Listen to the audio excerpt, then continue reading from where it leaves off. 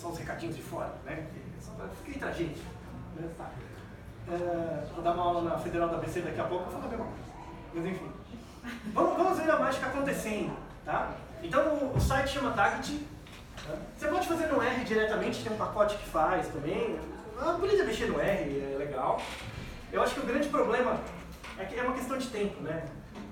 Vocês já dedicam muito do tempo fazendo curso, que é muita coisa, mas o único gargalo que falta é que eu não consegui ensinar vocês a programar um pouco mais. Não dá tempo, né? Então, não sei, de fazer um curso, fazer uma coisa online, estou pensando ainda como é que eu vou fazer. Mas programar no R é sempre útil. Mas o legal é que esse Dagit, sendo uma vela para quem escreveu aqui, acabou a aula, porque nossa, que programa bacana. Dá para você fazer online sem precisar instalar nada. Tá? Recomendo fortemente. Então é só colocar Dagit no Google, você já acha o site facilmente. Recomendo fortemente você entrar na... Tem os artigos, né, que explicam o DAG, mas tem um negócio aqui, ó. Então ele fala se tem outros programas além do DAG. Esse Tetrad, ele é muito bom. Inclusive eu coloquei no site o manual dele. Esse Tetrad, eu acho que é pago, mas é barato. Você paga tipo $10. É barato. E ele já automaticamente transforma do DAG para o CEM. Ele tem os dois juntos. Tá? Então eu recomendo você dar uma olhadinha, pega a versão trial, se você quer dedicar isso. Comece estudando aqui, porque é de graça, é fácil. Quando você dominar um pouquinho mais, pega esse Tetrad, que ele é muito bom. Assim, bem legal. E tem um, cadê? Manual. Acho que é o manual dele aqui. Ah não, isso aqui é um PDF, não quero. Depois você olha o Learn, aqui, aprenda mais sobre DAG. Esse Learn é muito legal porque ele mostra a terminologia. Então, aqui, né, aquela discussão da aula passada que a gente teve, ele mostra o que é filho, o que é ancestral, essas coisas. Tá? E o legal aqui é que você vai dando uma olhadinha, ele pede, ó, por exemplo, clique no descendente do X. Quem é o descendente do X? É o C. Né? Aí você clica no C, aí você tem que acertar 7 seguidos para passar para o próximo. Legal, né? Legal. Então, aí vai brincando, você vai errar, você vai levar umas horas para acertar tudo, porque vai dificultando. Aí depois quem é o descendente, quem é tal, é legal. Tá? Então brinca com isso aqui. É bem bacana. Os caras são bons. Os caras, é bem aquela coisa que você não tem dinheiro, não tem vontade, e o cara faz. É a típica coisa que você toma uma cerveja e o cara faz. A gente é muito burro, mas enfim. Tá? Mas vamos fazer o DAG aqui online no seu browser. Então esse aqui é o DAG. Tá? Ele abriu um exemplo aqui que não importa. Eu vou abrir um modelo novo. Tá? Então esquece que está, imagina que está em branco. Eu vou abrir um new model.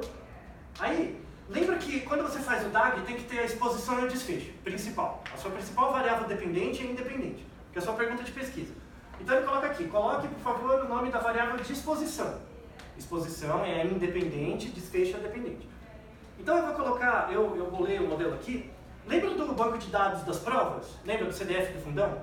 Lembra que tinha 4 provas? Eu vou usar aquilo. Tá? Então minha variável de exposição é a prova de redação. Eu coloco redação, eu escrevo redação aqui, exposição, depois ele me pede o desfecho.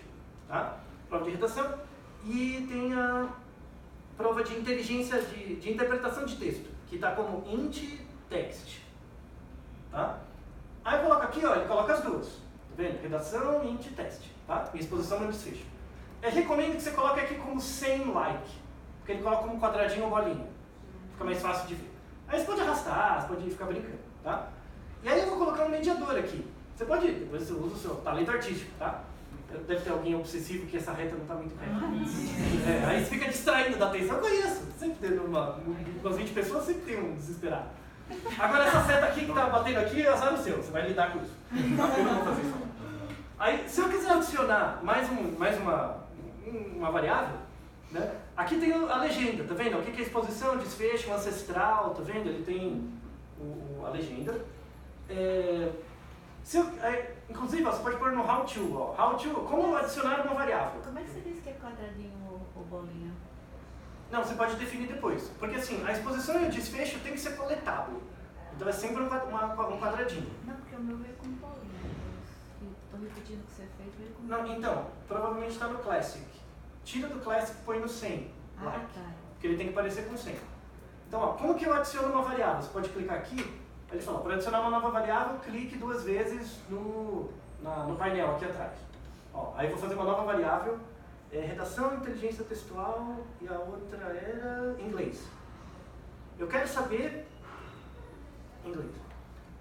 Aí coloquei mais uma variável aqui. Eu quero saber se a prova de inglês afeta a relação entre a prova de redação e de interpretação de texto. Tá?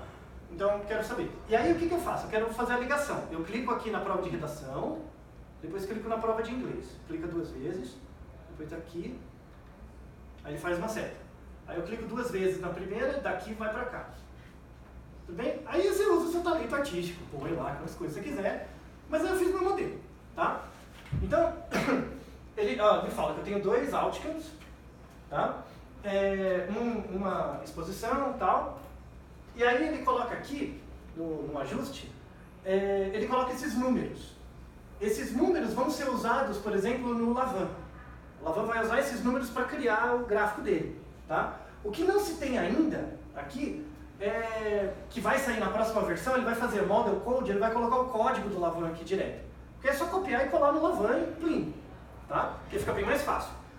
Aquele programa que eu mostrei antes lá, que é o Tetrad, ele já faz isso automático. Você monta aqui, ele já dá o diagrama, você copia e acabou, tá?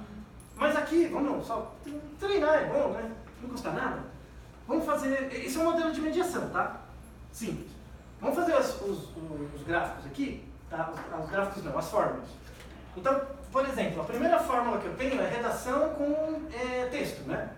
Então eu tenho aqui, redação, interpretação de texto, tudo bem? Tá? Que é desse para esse, sozinho. Aí eu tenho que fazer desse para esse. Mas o Y não é antes? Não é Y? Ô, cavalo, é verdade. Me corrige, que eu esqueço aqui. Texto com inglês. Tá? Aqui é o Y, aqui é o X. Tá bom? Que outra equação eu tenho? Interpretação e redação. Eu tenho dessas aqui, né? Essa aqui. Tá? Então o inglês vem depois, né? Então, inglês com redação. Tá? Já fiz 2. Qual que é a outra? Interpretação e redação. Lembra que essa está levando em conta essa, né? Um vezes o outro. Tudo bem? Aí eu multiplico os 2. Então é de texto, vai levar em conta inglês e a redação. Tudo bem? Então, isso que eu vou colocar no Lavan. Falta interpretação e redação. Interpretação. É verdade. Que é a principal. Interpretação e redação. Que isso aqui é a minha principal, né? Tá? Beleza. Aí é isso que eu vou pôr no Lavan, tá? Eu podia ter feito isso automático, na verdade, porque não demora nada, mas... Bom, mas você vê que o cara já fez um negócio tão legal, não precisa ficar culpando ele, coitado. Aí, tem 2 jeitos de usar o Lavan. Tem no Jamovi e no Jasper. O do Jamovi, ele é um pouco travado. Assim, ele não é tão bonitinho quanto o do Jasper. Deixa eu mostrar aqui, ó. Se você entrar aqui, esse é o Jasper. Esse é o banco de dados das provas, tá vendo? Raciocínio lógico, inglês, redação, tem as mesmas provas. Aí se você clicar aqui em cima, ó, vai ter, você pode ter algumas opções, você marca o 100. Normalmente, quando você abre o Jasper, ele vai dar 5. Aí você clica no mais, coloca o 100. Tá? Aí já vai ter o Lavan, tá vendo? Tá? Aí quando você aperta o Lavan, ele vai abrir uma janelinha. Essa janelinha você escreve isso. Só isso. E aí ele já faz. Tá vendo? Ele já dá as tabelinhas ali, ó. Tá vendo? Aqui dos valores e tal. Aí é só colocar isso. Então deixa eu só jogar um pouco pra cá. Ó, lembrando que aqui... Lembrando que aqui, ó, tem que ter as variáveis, tá? E o nome da variável tem que estar igual, tá? Para dar certo. Senão você fica perdido. Aí eu vou colocar primeiro essa aqui, né? Que é int texto til redacal. Maiúsculo e minúsculo conta? Deixa tudo minúsculo, sem til, sem acento, para ficar fácil. Tá? Aí eu coloquei essa, vou colocar essa. Int texto til inglês. Aí o inglês redação. inglês e redação. Não, você vê que a dificuldade de fato é fazer a teoria, depois para a hora de implementar é bem tranquilo. Inglês.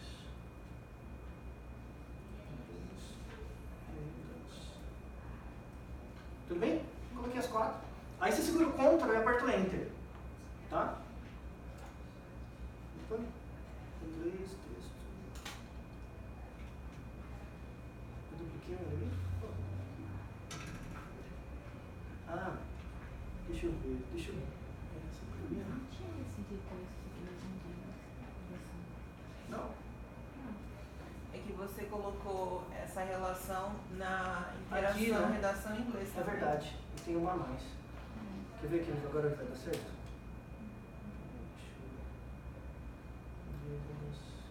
Não, ele tinha dado certo da outra vez que eu fiz. Coisas que acontecem quando você está programando. Por isso que a aula de programação é um saco.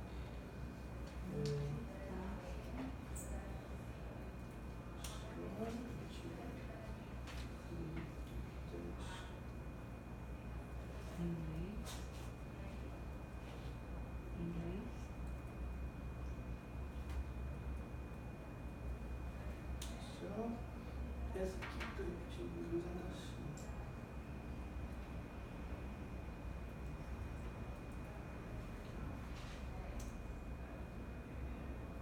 Ué, mas eu fiz isso, velho.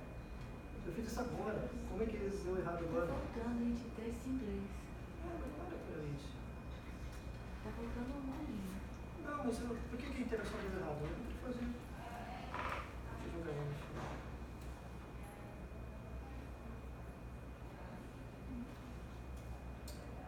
Eu tinha feito agora. A computação veio para resolver coisas que a gente nunca teve, uma droga. Eu devia ter deixado salvo.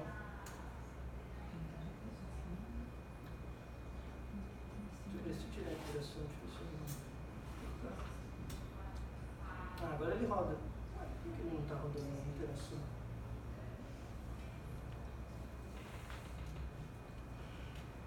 Você vê que ele roda aqui embaixo.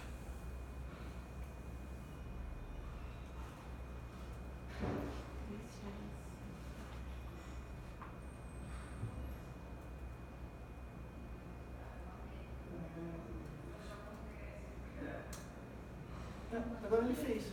Não entendo. Acho que tem que deixar por último. Você deu um espaço ali. Depois deu um espaço? Ah, será que ele... Oh, maldição, quer ver? Não, ele fez. Eu acho que tem que deixar a interação por último. Tá? Coisas do R, tá bom? Coisas do R. Tem que deixar... Quer ver que eu coloco o outro? Ou pode ficar no primeiro, né? Tem que colocar os modelos mais complicados no final. Eu acho que é isso, ele vai estimando em função da complexidade. Será que não é porque a redação, que é o exposure, tem que ficar em cima do inglês? Agora deu uma redundância. Bom, eu vou estudar mais isso, aí eu trago na aula que Você vem. inverteu agora em redação em inglês, você tinha colocado inglês e redação. Aqui a ordem? Acho que foi isso. Que isso? Essa sintaxes. A redação tem que ficar assim. Tá vendo? Agora vocês estão imaginando como é uma aula de programação, tá? A aula vocês querem morrer, né? Vocês vão dormir 20 vezes. É a ordem. Oh, saco. Mas enfim. Aqui, ó. Aqui a resolução é baixa. Mas ele coloca, ó, o A e C, o B e C do modelo. Aí ele coloca aqui, ó, os tios, né, que eu fiz. E esses são as estimativas. Esses são os valores dos As, né, de cada um. Aqui embaixo você tem, quando tem 2 tios, são os erros. Tá? Lembra que ele faz um número e tem um erro, né? Ele coloca os valores do erro, esses são os valores, e ele dá um teste, né? P, ó, tá vendo que esses deram significativos? Tá? Então você tem os coeficientes significativos e tem um intervalo de confiança deles. Tá bom? Aí, se você for aqui nas opções, ó, no Statistics, você pode colocar, adicionar o Fit Measures.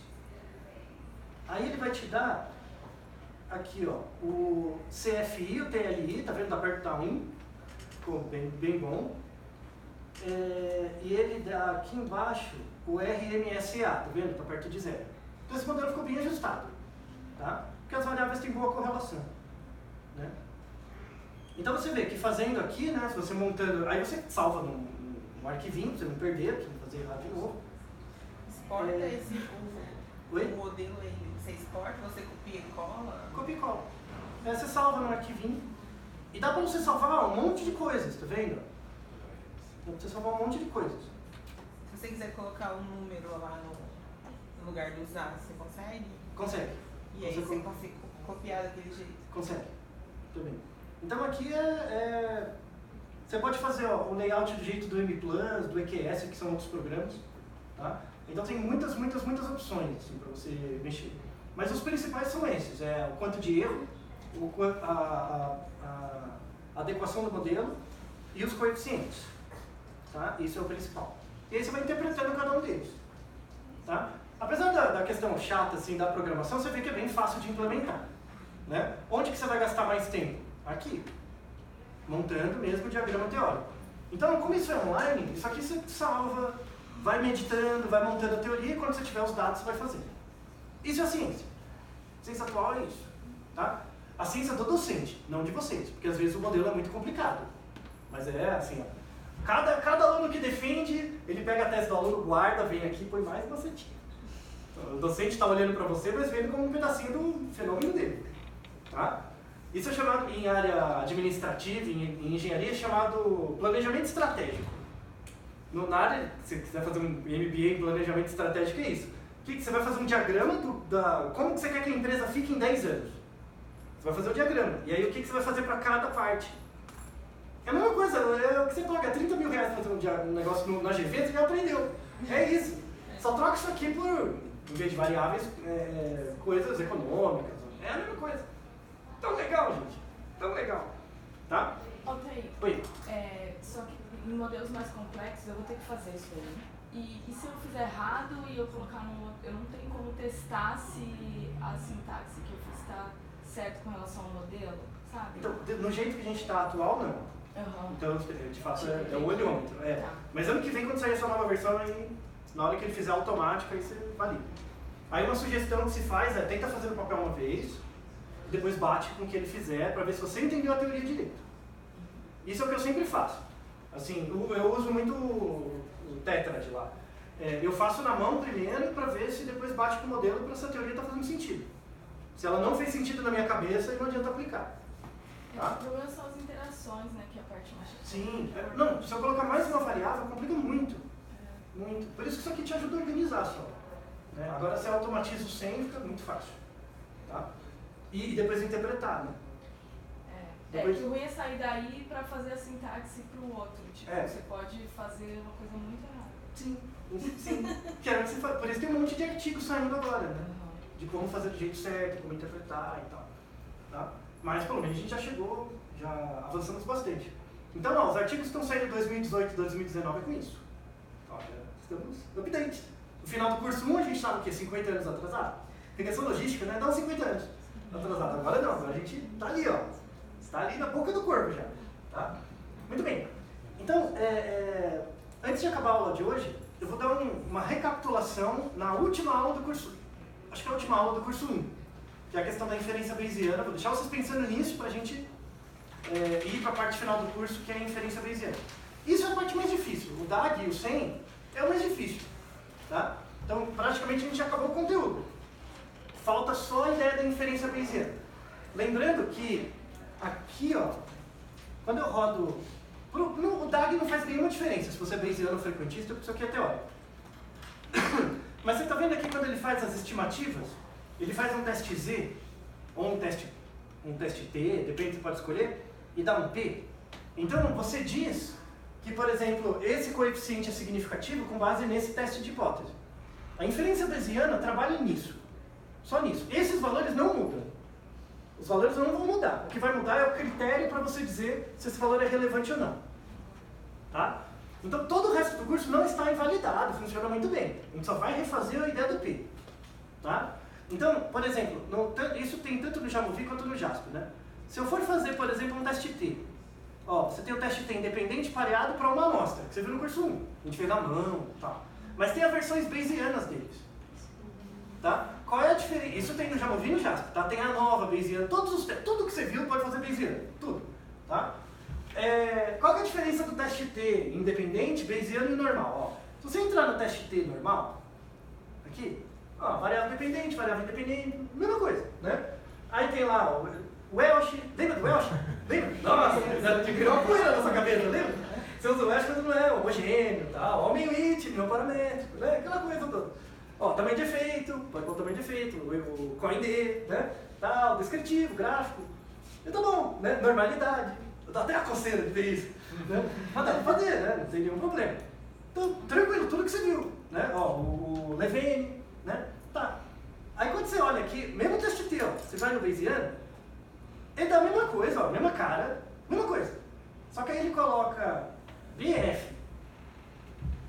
Aí, BF, Best Friend. Aí eu não sei o que é. Não sei o que é. Aí tá o descritivo, tá bom, descritivo. Aí tem a priori e posteriori. Aí você fica meio perdido, né? Aí tem o descritivo, você vai acreditar no descritivo, sei lá. Né? Aí você vem aqui no prior, você também não sabe o que é. Aí tem Cauchy, que na verdade é Cauchy, tá? Scale, que desgraça é essa? Aí eu quero informar. É só isso. O que falta de inferência bayesiana é explicar o que são essas coisas. E depois o resto é tudo igual. Tudo igual. Tá? Quer ver? Ó, se eu voltar aqui no teste T frequentista, normal, independente, eu ponho aqui o grupo, que é o CDF ou o fundão, vou pôr uma prova. Ó, uma prova. Aí ele calcula o teste T aqui pra mim, ó, o P, né, teste T, 7.8, P, tranquilo. Aí eu posso pôr o tamanho de efeito, ele me dá o CoinD. Isso aqui é tudo que eu conheço, é um conhecido. Peça um gráfico, ó, gráfico, descritivo, né? Aí ele faz o grafiquinho pra mim. Tá vendo? Não sei porque você não instalou esse programa ainda, gente. Não, eu já instalei, mas eu nunca vi alguém clicando assim, fiquei chocado. Nunca mexeu no programa? Né? Instala o programa sem mexer, instalar, ocupando o espaço das pornografias pra quê então? Pô, não, tem que ver, né? Tem que mexer no programa. O melhor jeito de você estudar coisas do curso 1 é mexendo aqui. Não é verdade? Porque você fica lá, teste T, o que é isso? Ah, já estudei. O que é isso? Já estudei. Aí você vai rever tudo.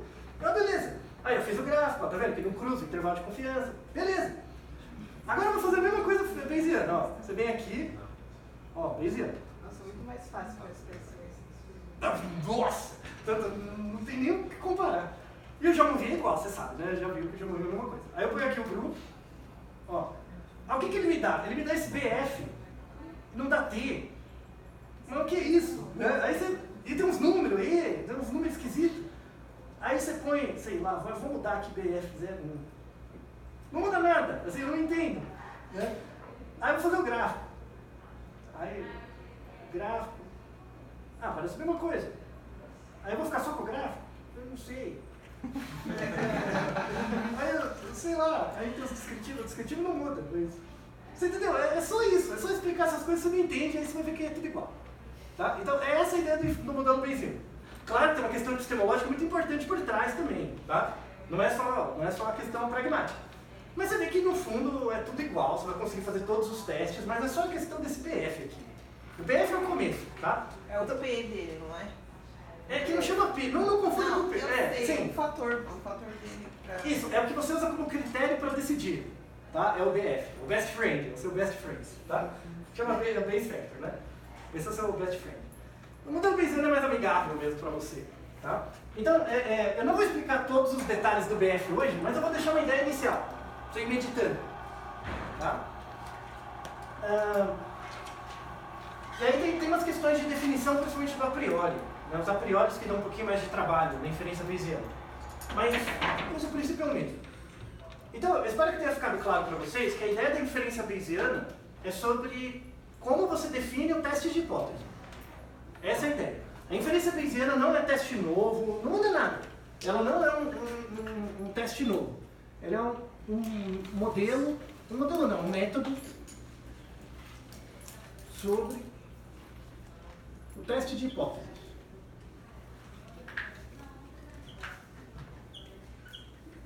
Então, recomendo, assim, se você tiver interesse, reveja o curso 1. Como foi gravado o curso passado, tem um curso de inferência bayesiana, a última aula. Reveja essa aula, que eu vou falar com mais detalhes. Tá?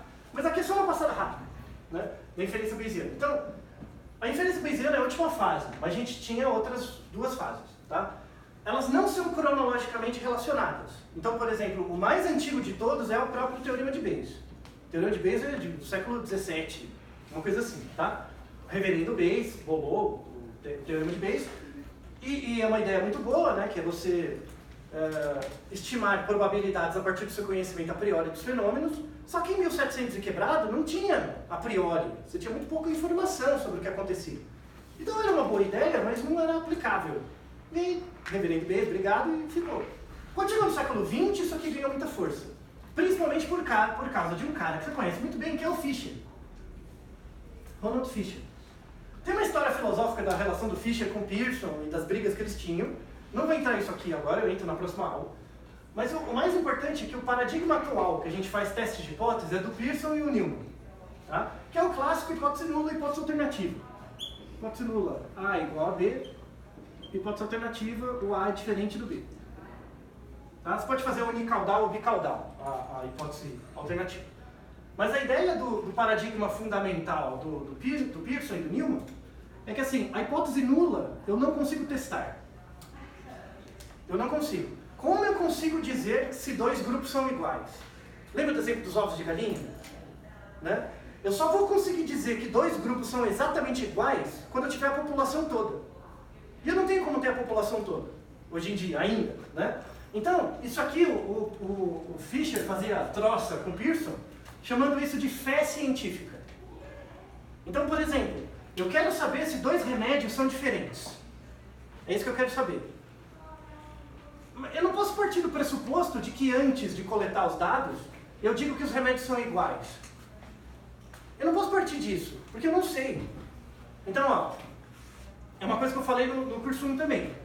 Quando 2 coisas são diferentes, se isso aqui é verdade, se a hipótese nula alternativa é verdadeira, se 2 coisas são diferentes, elas não são iguais. Certo? Essa parte é fácil. Tá? Se 2 coisas são diferentes, quer dizer que elas não são iguais. Agora, se 2 coisas não são diferentes, não é o mesmo que dizer que é igual. Se 2 coisas não são diferentes, você não sabe o que elas são. Você sabe que elas não são diferentes, só. Tá? Então, quando eu rejeito a hipótese alternativa, eu não estou automaticamente afirmando a nula. Então, quando eu digo que coisas não são diferentes, na ausência de mais evidência, a única coisa que eu consigo afirmar é a nula. Então, por isso que você nunca rejeita a nula. Assim, você nunca testa a nula. Ou você rejeita ela ou não rejeita, em função da outra. Tudo bem? Então, o Fisher chamava isso aqui de fé científica. Porque como é que você não vai testar a hipótese nula? Não faz sentido, né? E essa era a briga. Então, o que era o P? Né? O que é o P? Né? Assim, de uma forma leiga, o P ele é a chance de erro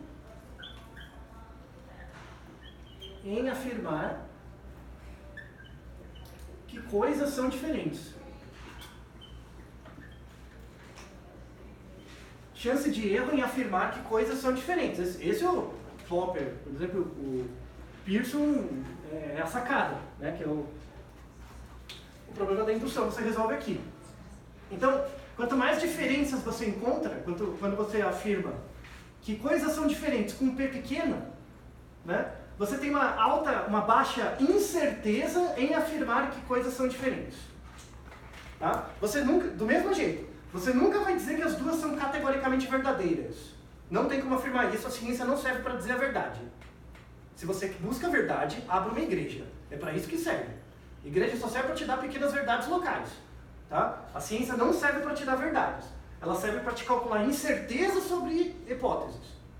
Tá? Então, se eu tiver um P de 0,0001, 1%, eu consigo afirmar que A é diferente de B com 1% de chance de erro. Pode ser que A não seja diferente de B?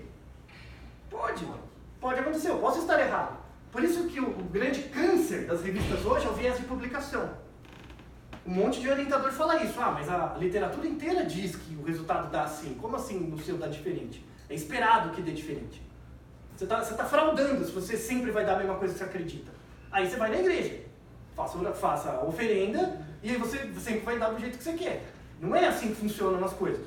Quer ver uma coisa, que dado que você já sabe?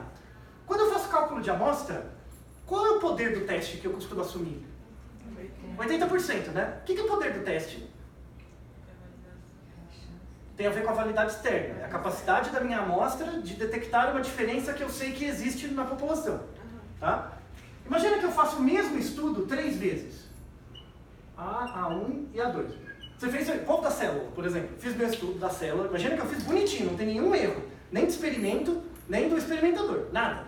Perfeito. Assim, fiz o experimento uma vez. Aí guardei os resultados, joguei tudo fora e comecei de novo. Exatamente o mesmo experimento. Fiz tudo de novo. E depois fiz de novo. Imagina que o experimento tem cálculo de amostra, não tem nenhum erro. Tá? Quando você faz o cálculo de amostra para esse primeiro experimento, qual é a capacidade desse experimento de detectar a diferença que existe de fato no ambiente? 80%, não é o poder? Não é 0,8? Esse segundo você também faz o cálculo de amostra, não é 0,8? E o outro também é 0,8. Certo? Qual é a probabilidade de eu encontrar um resultado igual nos 3 experimentos? Dar um e o outro e o outro. Como é que você faz a conta? Multiplica. Se você multiplicar isso aqui, ó, 0,8 ao cubo, dá 50%. Se eu tiver 3 alunos no meu departamento, os 3 fazem o mesmo experimento e der a mesma coisa, eu vou ficar desconfiado de que alguém fraudou. Eu fui numa banca na bioquímica, ano passado, na bioquímica. E o menino lá, muito consciencioso, assim, ele fez o mesmo experimento 2 vezes. Porque é noiado, né? Pô, na pipeta, lá gosta de pipeta, viciado, pipetou o dobro, né? E deu lá. Aí os experimentos eram diferentes. Aí o orientador lá ficou meio desconfiado, pô, os experimentos eram diferentes. Triste. Falou, pô, mas isso é esperado que dê diferente? Como assim? O que você está querendo? É esperado que dê diferente, porque olha, né? Porque a menos que você aumente mais a amostra para aumentar o poder, quando você vai multiplicando, reproduzindo os experimentos, sempre vai dando uma chance pequena no final de todos reproduzirem. Esse é o problema da indução, né? Então por isso que a galera faz experimento uma vez. Quando der o que ela espera, ela para. Não é assim que o povo faz? Né? E isso que gera o câncer hoje em dia, que é o viés de publicação. Impossível os resultados darem do jeito que estão nos artigos. Essa é uma crítica que se faz muito hoje ao método do Newman Pearson, né? Que tem a ver com a ideia de poder também. Tá? Você entende como era grave? Como é grave isso? Vocês já pararam para pensar nisso? Aí você vê na literatura não tem resultado negativo. Alguém fraudou. Alguém sistematicamente frauda. Não precisa ser alguém, a mesma pessoa. Pode ser alguém eu, depois na outra vez ele, depois na outra vez ela. Então, ou seja, a fraude é disseminada, porque você tem uma pressão para publicar resultado positivo. Aí vai a Cochrane e faz meta-análise, não vale nada. Por quê? Porque tem esse maldito viés de publicação. Ah, mas eu fiz o tunnel plot. Não adianta o tunnel plot quando o viés é muito grande. Porque é intrínseco ao cálculo do P. Tá? Então, vocês perceberam a gravidade, né? Perceberam que ele está meio no ruim. Não adiantou nada fazer DAG, essas coisas aqui, quando no final você interpreta a hipótese errada. Ou faz o estudo cagado. Né? Aí não adianta. Tá? Mas beleza. Aí, essa era a crítica. O Pearson e o Newman, com base no P, resolveram o problema. De fato, pô, eu não consigo dizer que coisas são iguais. Mas eu consigo dizer que coisas são diferentes, mensurar incerteza. Bacana. Ajuda, nossa, tá ótimo. Né?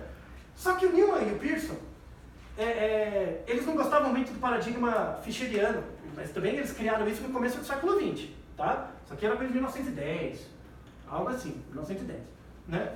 Mesmo no começo do século XX, não se tinha muito registros de dados anteriores, não se tinha muito, tá?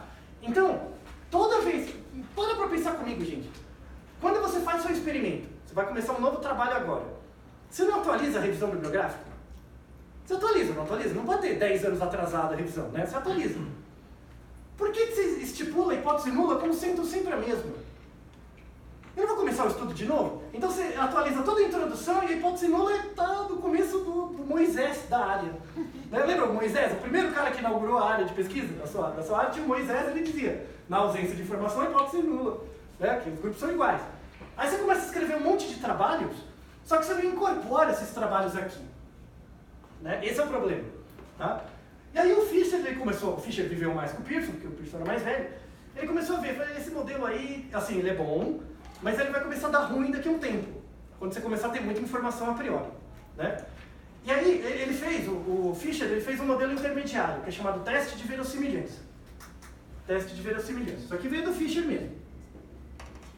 né, o teste de verossimilhança. Então ele fazia o seguinte, o teste de verossimilhança ele colocava, aí você escolhe, né, no caso eu quero saber a hipótese alternativa, né, a probabilidade da hipótese alternativa dividido pela probabilidade da hipótese nula. Ele comparava as duas. Então, assim, se as duas, imagina, isso é uma divisão mesmo, eu vou dividir duas probabilidades. Se o resultado dá 1, o que isso quer dizer?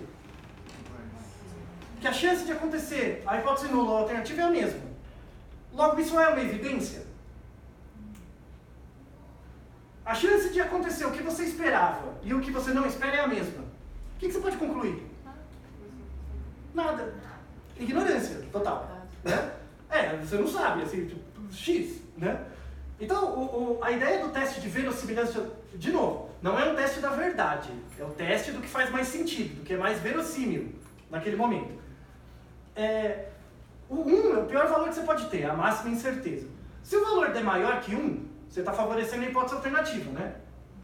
1 aqui é o pior. Se o valor der maior que 1, você está favorecendo a alternativa. Por exemplo, imagina se eu faço essa conta e o resultado dá 3. 3. O que isso quer dizer? Quer dizer que a hipótese alternativa é 3 vezes mais provável do que a nula.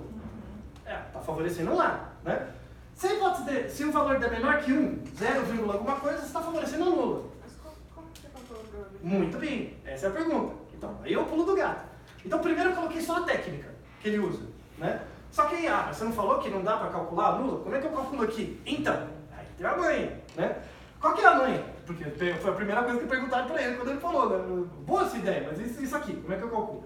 Ele fez o seguinte, que é a sacada bacana. Ele fez o seguinte, ele falou, mano, em vez de eu pensar assim, que a hipótese nula é A igual a B, de novo, isso só funciona quando você tem informação prévia, tá?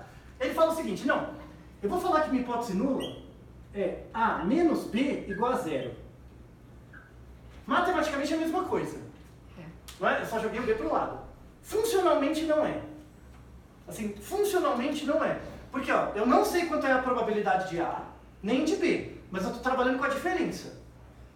Tá? E a diferença entre as médias dos grupos, as medidas que eu quiser fazer dos grupos, é 0. De onde eu tiro esse valor 0? De dados anteriores.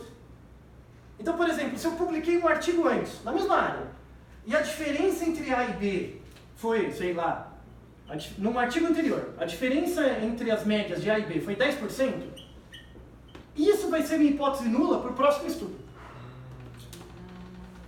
De novo, no Moisés, não dá para fazer isso. Na época do Moisés, não dá, você fica aqui. Mas depois do Moisés, já dá para fazer um pouco, não dá? Depois Então, é isso que ele incorporou, né? Esse 10% não pode sair da sua cabeça, não pode chutar esse valor também, não. Tem que sair de dados já feitos. Então, se é uma área muito nova, aí é que você fica aqui, tá? Mas assim, 10% num artigo só, né? Só um, não é meio ruim, né? Então, mas algumas áreas do conhecimento que já tem muitos anos, tem vários artigos publicados naquele tema, né? Aí o que eu posso fazer? É uma coisa que eu vou falar sem ser na aula que vem na outra. Como que eu calculo esse valor? Né? Por quê? Imagina que eu publiquei 10 artigos, né? Eu não tenho como... Imagina que eu estou testando o grupo A com o grupo B. E eu comparei os grupos em função da média. Média do A, média do B. Tá? E eu tenho 10 artigos. Cada artigo vai ter um valor, vai ter um tamanho de amostra. Tudo bem? Imagina, cada artigo tem um tamanho de amostra, tem uma média, a média do A e do B, e tem um desvio padrão do A e do B. Não é? Se eu subtrair a média do A com a média do B de cada artigo, ponderar isso pelo desvio padrão e o tamanho de amostra, eu vou fazer uma média ponderada da diferença. Tudo bem? Uma média ponderada da diferença para cada artigo. E aí eu combino isso numa média ponderada final. Isso chama meta-análise. A meta-análise não tem nada de difícil na conta, numa meta-análise. O que é uma meta-análise? É uma média ponderada dos diferentes artigos que você está coletando. É uma média ponderada. O que é média ponderada? Lembra quando você faz uma prova? Você tem lá a prova 1 e a prova 2. Aí a prova 1 tem peso 1 e a prova 2 tem peso 2. Eu divido por quanto? Para calcular a média final, a média das provas. Eu divido pela soma dos pesos, não é? Se as duas provas têm o mesmo peso, você divide por 2, que é o número de provas, porque cada prova tem peso 1. Né? Isso é uma meta-análise. Cada artigo vai ter, é uma média ponderada, cada artigo vai ter um peso, vai ter um valor de diferença e um peso. E eu divido pela soma dos pesos. A dificuldade é como é que eu calculo o peso. É só isso. O que você tem que estudar numa meta-análise é como você calcula o peso para cada caso. No final vai ser uma média ponderada. Acabou. Tá? Se eu tenho 10 artigos, calculei a média ponderada da diferença desses 10 artigos, isso aqui pode ser um valor que me informa, com base na experiência anterior. Por isso você tem que saber um pouco de meta-análise. Não das aplicações, mas da conta, pelo menos, para você calcular a hipótese nula. Respondi a sua pergunta, né? Então, a ideia é que todo aluno, por exemplo, o que seria esperado? Que quando você faz a revisão bibliográfica da sua pesquisa, você já pega esses dados, já faça uma meta-análise da sua introdução. E essa meta-análise da sua introdução já vai ser sua hipótese nula.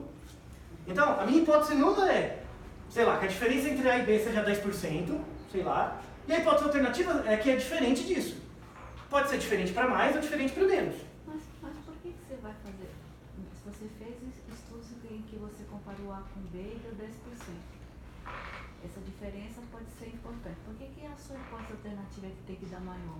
Não, diferente. Pode dar maior, pode dar menor. Então, mas por que a sua hipótese alternativa está fazendo o mesmo teste mais uma vez, não é isso? Não. O que quer dizer a hipótese nula? Quer dizer que eu concordo com a evidência que já existe.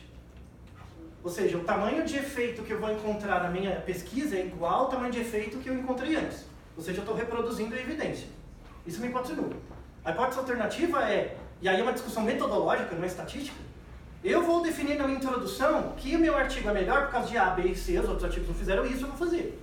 E aí eu acho que minha hipótese alternativa é que vai ser diferente de 10% por causa disso. Porque eu fiz mais controles, porque eu fiz um desenho experimental diferente, porque eu usei o DAG, eu vou ter que justificar de algum jeito.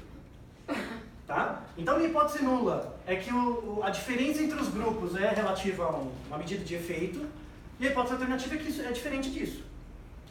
E aí você vai perceber um detalhe quando você usa esse método. Você vai perceber um detalhe. Não existe resultado negativo. Por quê? Se só tem um resultado negativo, que é quando essa conta dá 1. Se der 1, fudeu, porque quer dizer que a culpa não é sua, quer dizer que a área é uma bosta. Ninguém faz nada direito na área. Entendeu? Porque a meta-análise é ruim e o que você está fazendo também é ruim. Então tá todo mundo abraçado, naufragando junto. Tá? Mas supondo que seu valor de verossimilhança dê, sei lá, maior que 1, por exemplo, se der 3, quer dizer que o seu tamanho de efeito do seu estudo é 3 vezes mais provável de acontecer do que o tamanho de efeito esperado na literatura. Tá bom, isso é um resultado. Se o seu resultado der menor que 1, der 0, alguma coisa, quer dizer que seu trabalho valida a evidência que já existe. Também é um resultado. Também tem que ser publicado porque o próximo cara vai usar isso. Não tem resultado negativo. Então você publica o que você tem. Não tem fraude. Não tem o cara que publica melhor. Não existe isso. Então, e isso era uma coisa que o Fischer já falava nos anos 50. E isso aqui gera muito fraude. Então, basicamente, o problema é você encontrar em vários artigos diferentes com o mesmo experimento, o mesmo tamanho de efeito com o mesmo poder. Que é muito improvável que isso aconteça. Isso. Aí o que você vai fazer? Como os artigos não têm o mesmo tamanho de efeito e o mesmo poder, você vai calcular um peso para cada um. Então, esse artigo tem um N maior e um desvio padrão menor. Então ele é mais preciso. Ele vai ter um peso maior explicativo do que outro. Mas e a heterogeneidade? Não, vai entrar depois, eu vou falar disso depois. Depois eu falo de como a gente faz a meta-análise, como você chega nesse número, depois. Tá? Mas por enquanto a gente vai chegar nesse número. Tá? Depois a gente vê como. Mas de novo, a heterogeneidade vai no cálculo do peso, mas a gente vê depois. Tá? Mas entender esse paradigma, ele é bem mais razoável numa sociedade do conhecimento, né? Não, sei lá, 100 anos atrás não dava para fazer isso.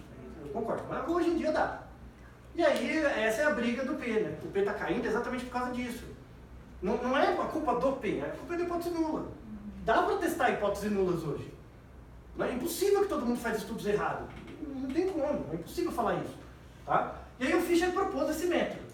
Só que tem uma crítica ao Fischer, que na verdade aí é o teorema de Bayes mesmo, que quando eu estou dividindo isso aqui, eu só estou fazendo essa conta. Tá? Mas eu tenho que adicionar mais um detalhe, que é o a priori. Eu tenho que adicionar mais aquele detalhe. Mas, então, o teorema de Bayes, a inferência bayesiana é um aperfeiçoamento do método do Fischer. Tá? Então, qual que é o grande... Então, isso aqui, na verdade, ele não está errado, é um meio termo entre os dois. Tá? O que é o teorema de Bayes? o teorema de Bayes ele parte do pressuposto de que é possível calcular a hipótese nula à luz de conhecimento anterior, tá? E, de novo, você vai cair numa razão. Epa, segura. Coragem. Nossa senhora. Tá vindo sem cama aí, viu? Vixe.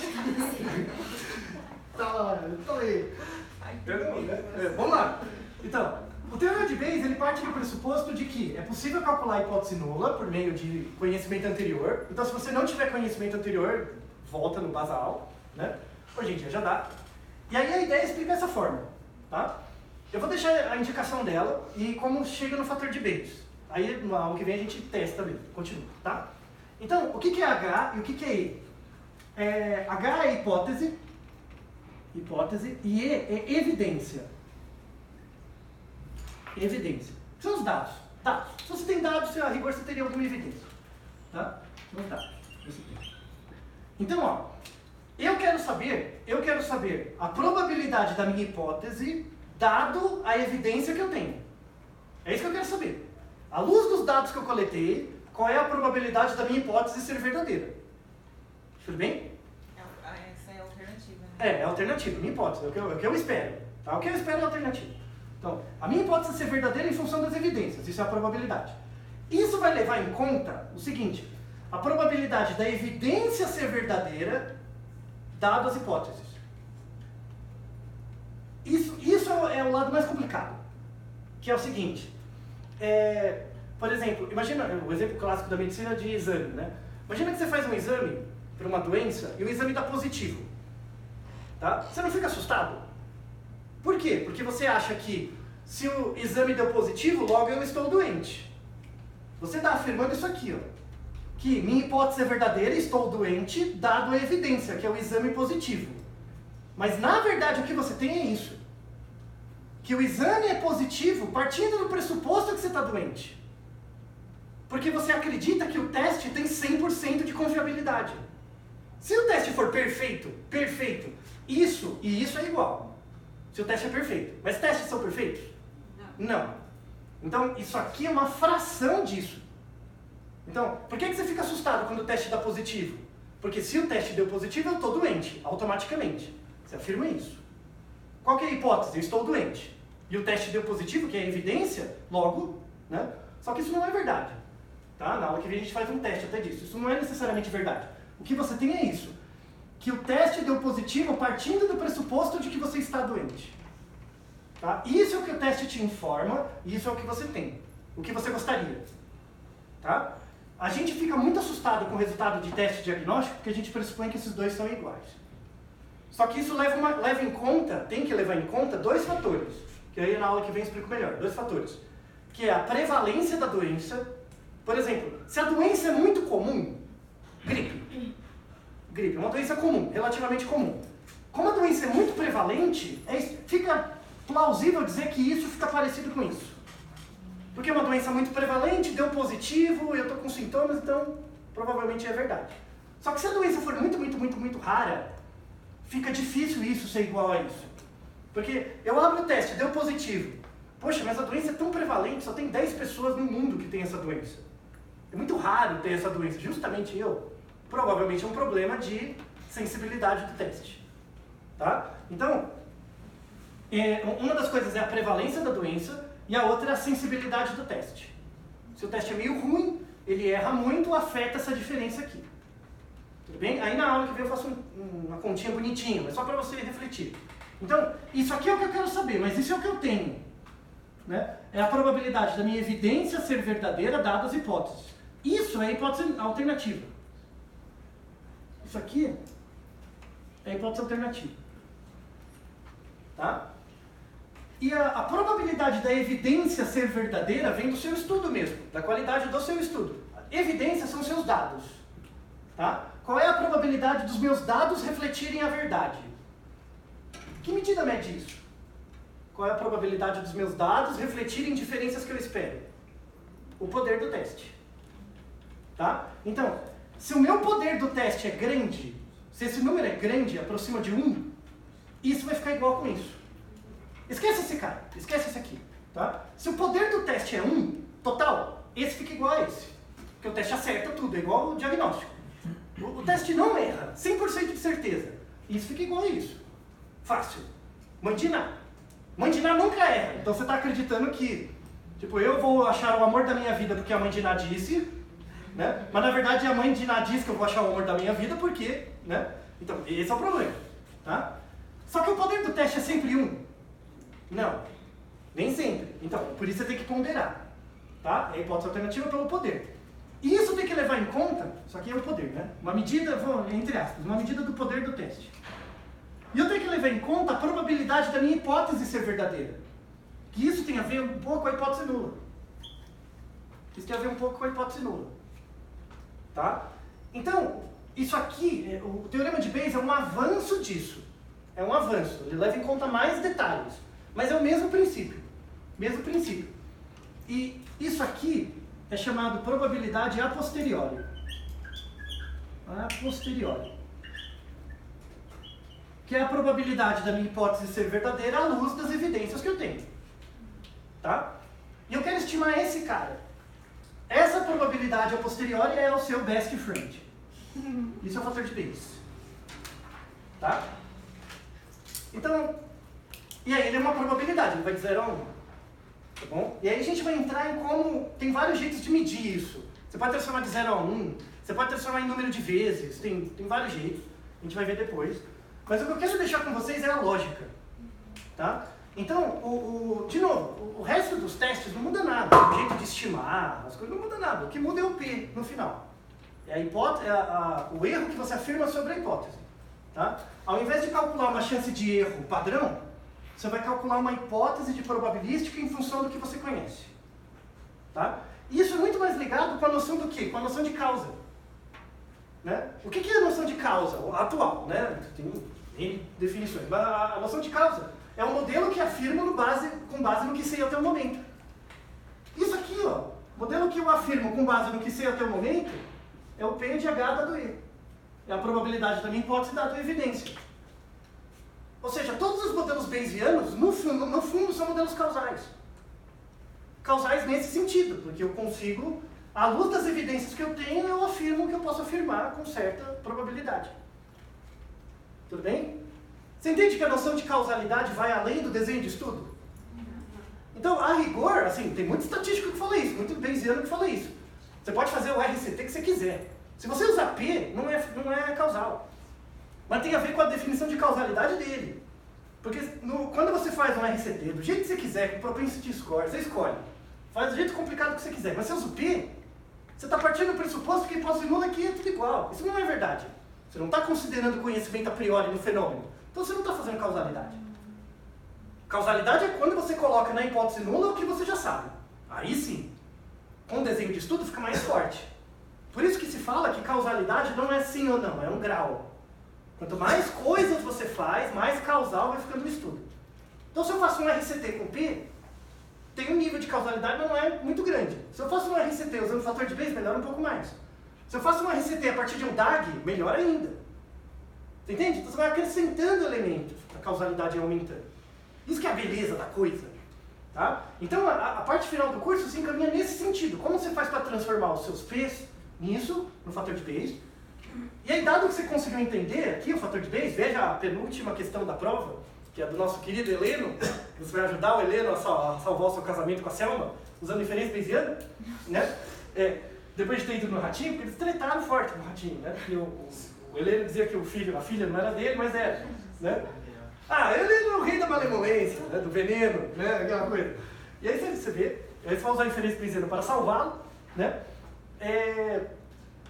Dado que você entende o fator de Bayes, é como interpretar e depois como escrever resultados de pesquisa usando ele. Então a parte final do curso vai ser essa. Como interpretar os fatores de Bayes, como calcular e depois como escrever um teste T, por exemplo, bayesiano. Que aí vale para qualquer coisa. Quando você for fazer um GLM bayesiano, é a mesma coisa. Escreve os coeficientes, só que no final a interpretação é um pouco diferente. Ao invés de você dizer, os grupos são estatisticamente diferentes, com P igual a tal, tamanho de efeito tal, você vai dizer, a probabilidade dos grupos serem diferentes é tantas vezes maior do que o esperado na hipótese nula. Você vai falar em número de vezes.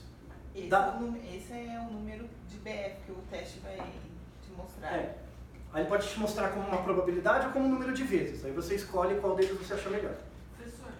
Na hora que a gente está fazendo a introdução do artigo, Aham. como que a gente pode colocar essa questão aí do que eu já tenho a priori? Então, você vai colocar no método. No método você coloca. Então no artigo você põe lá a introdução normal e você vai salvando os resultados. No método você pode colocar, ó, os artigos que eu listei na minha introdução são esses. Essa é a média, esse é o desvio padrão, esse é o N. Calculei lá os tamanhos de efeito de cada um, fiz uma pequena meta-análise, pode pôr gráfico. E aí meu tamanho de efeito do meu a priori é tanto. E aí define, esse é o meu a priori, minha alternativa é diferente disso e toca o barco. Tá? Se você não tem muitos estudos, o que pode acontecer também, tem um jeito de determinar o a priori, né, de forma estatística. Tem funções de probabilidade a priori, que eu vou mostrar também como cálculo. Tem uma distribuição própria de função de a priori que chama beta. Distribuição beta. Tem o gama e o beta. Tá? Mas aí, lembra aquele Cauchy? Que tinha aquele Cauchy lá com aquele número que eu não sei? Sai daí. Tipo, quando eu não tenho um valor, eu não sei quanto é o meu a priori, não sei. Aí eu vou determinar uma função de Cauchy. Aí depois eu mostro as propriedades dessa função. Tá?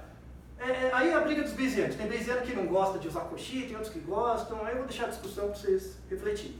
Mas não entra em briga de estatístico Bayesiano e frequentista. Essa briga não importa para você. O que importa é você usar os dois e usar do jeito correto. Tá? Na ausência de evidência anterior, você pode ficar aqui. Se você já tiver evidência anterior e achar que vale a pena, você vai para cá.